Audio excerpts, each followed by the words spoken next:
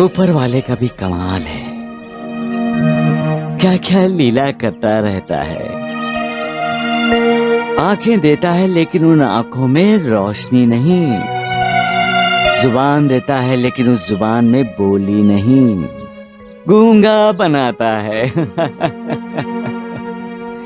गर्भ देता है लेकिन गर्भ बढ़ाता ही नहीं। अपने कर्मों के फल भुगते बिना इंसान का उद्धार नहीं होता। रहम करो मालिक, दया करो।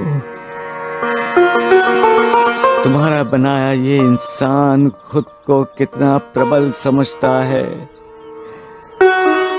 लेकिन है कितना दुर्बल। उस पर कृपा करो मालिक, कृपा करो। सबका मालिक एक को धूल में मिलाना चाहता है, वो खुद धूल में मिल जाता है। यही तो मालिक का न्याय है।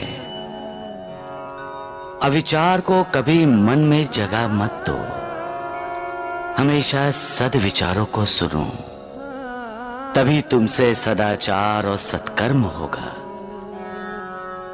किसी से ईर्ष्या करने से तुम्हारी प्रगति कभी नहीं हो सकती। प्रगति के लिए साधना की, तपस्या की जरूरत होती है। अगर तुम सफल साधक नहीं बन सकते तो तुम्हारा जन्म व्यर्थ है। और साधक बनने की पहली सीढ़ी है, न किसी की निंदा करो, न किसी की निंदा सुनो।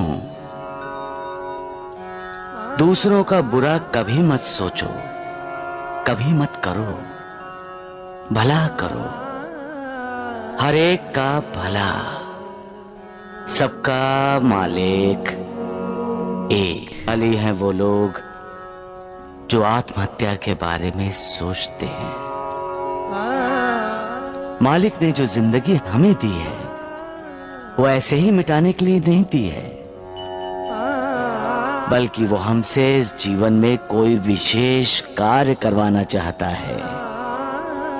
आत्महत्या का विचार तब आता है जब हमारा मन कमजोर हो जाता है, और मन तब कमजोर होता है जब हम उसे ईश्वर की भक्ति में नहीं लगाते। ईश्वर की भक्ति में वो शक्ति है जो मन को कभी विचलित नहीं होने देती।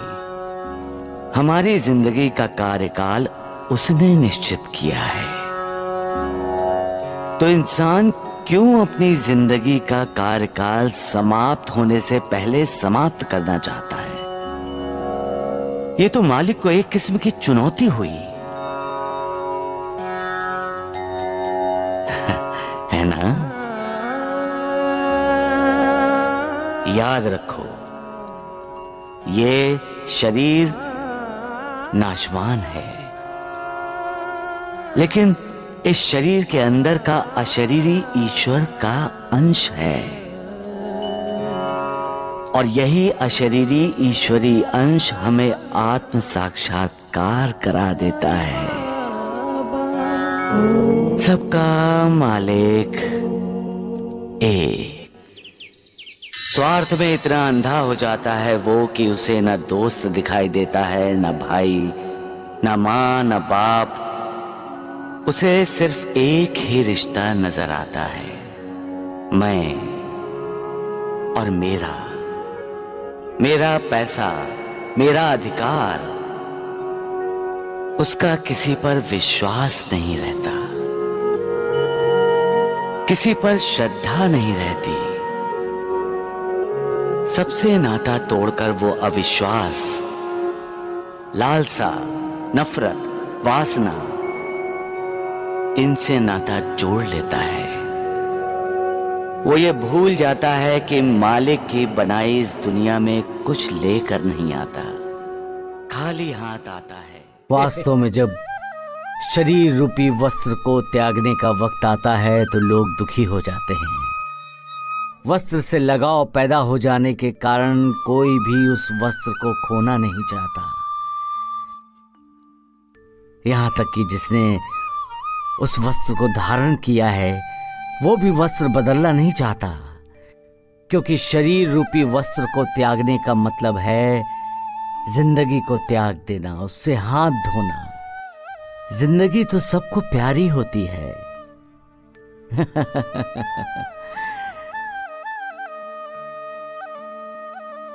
मौत के उच्चारण से ही इंसान दूर भागता है। सिर्फ ज्ञानी तपस्वी ही जब शरीर रूपी वस्त्र को त्याग करने का समय आता है तो उस समय उसका स्वागत करते हैं, क्योंकि वो जानते हैं कि शरीर रूपी वस्त्र को बदलने का अर्थ है मोक्ष मुक्ति की तरफ जाने वाले रास्ते के कई दरवाजे में से एक दरवाजे का खुल जाना। बाकी सारे अज्ञानी आसक्ति के बंधन में अटके पड़े रहते हैं, कोई रिश्तेदारी के बंधन में, तो कोई प्यार ममता के बंधन में, कोई जमीन जायदाद के बंधन में, तो कोई हीरे जवाहरात सोने चांदी के बंधन में।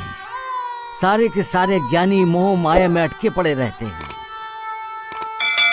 मुक्ति का दरवाजा सामने हो फिर भी उसे खोलने के लिए दस्तक नहीं देते।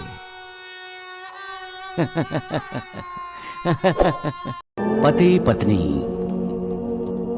यानी दो शरीर एक आत्मा। एक को ठोकर लगती है तो दर्द दूसरे को होता है। एक घायल होता है तो आहट दूसरे के मुंह से निकलती है। एक खुश होता है तो मुस्कुराहट दूसरे के चेहरे पर आ जाती है। ये रिश्ता तय उस मालिक के यहां होता है और पति पत्नी मालिक की बनाई इस दुनिया में अपना योगदान देने के लिए ही आते हैं। दोनों में मतभेद भी होते हैं, झगड़े भी होते हैं, लेकिन ये सब पानी के बुलबुले की तरह जल्दी ही खत्म हो जाते हैं, क्योंकि शादी से सहजीवन की इमारत प्यार की नींव पर खड़ी होती है और वो प्यार ही सारे झगड़े, सारे मनमुटाव, सारे मतभेद मिटा देता है। प्यार ही एक दूसरे को क्षमा कर देता है। ये रिश्ता जन्म जन्म का है जो किसी भी मतभेद या झगड़े से नहीं टूट सकता। इसे तो जन्म जन्मांतर तक निभाना ही है। सबका मालिक